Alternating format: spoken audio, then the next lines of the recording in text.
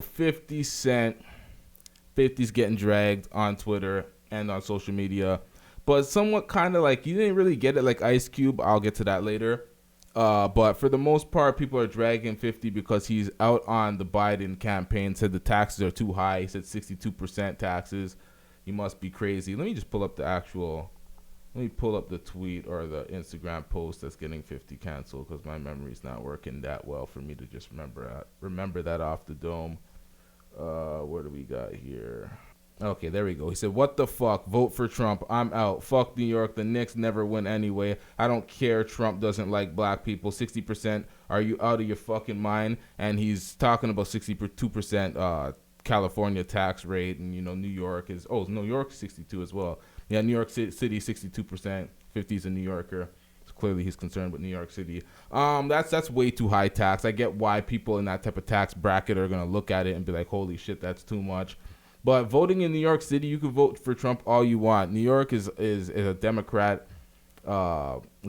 state. They're always gonna be Democratic. If you're in California, you can vote for whoever you want. It's always gonna be Democratic. So it's like, it is what it is with that. I don't take that too serious. 50 seemed like he was in his comedy bag, like, fuck these taxes, Biden, do something for us type of shit. But it's like, it is what it is. It really doesn't matter. It's like people could have their own political interest and vote for whoever they want for whatever reason they want. The problem with the Democrats and what the Democrats keep doing is they say anybody that votes for Trump is either stupid or a racist, and they keep saying that, and that does not help anybody's cause. It doesn't help anybody say, I want to vote for Democrats. What are the Democrats doing for the people that is going to be any different than Trump? What is the Democrats doing for the black community that's going to be anything different than Trump? Is the Democrats going to be good for the economy? Like, what is your platform that you're standing on? You can't just be like, this is not Trump, or lesser of two evils.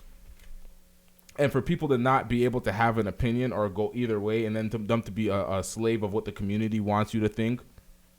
We have to be a monolith. Everyone needs to think of one perspective, and if you don't, then you're being exiled from the community. And we're automatic Democrat supporters like that. For me, that's ridiculous.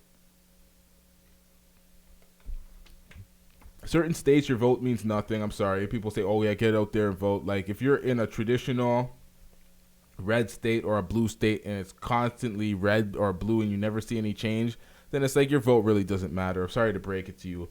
And if you are in a swing state or you're one of those states that really matters, the Floridas, the Ohios, it's like your vote does matter, and vote who the hell you want. Vote for your personal interest.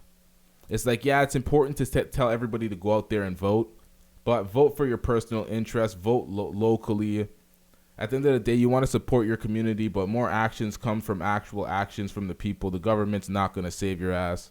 So it is what it is. I don't really like talking politics too much on this shit because, I got dragged for my opinion on Bernie Sanders a while ago when he was on a show with Whoopi Goldberg. But it is what it is. I don't really care if people have differing political views as me. I just don't like to talk about politics too much.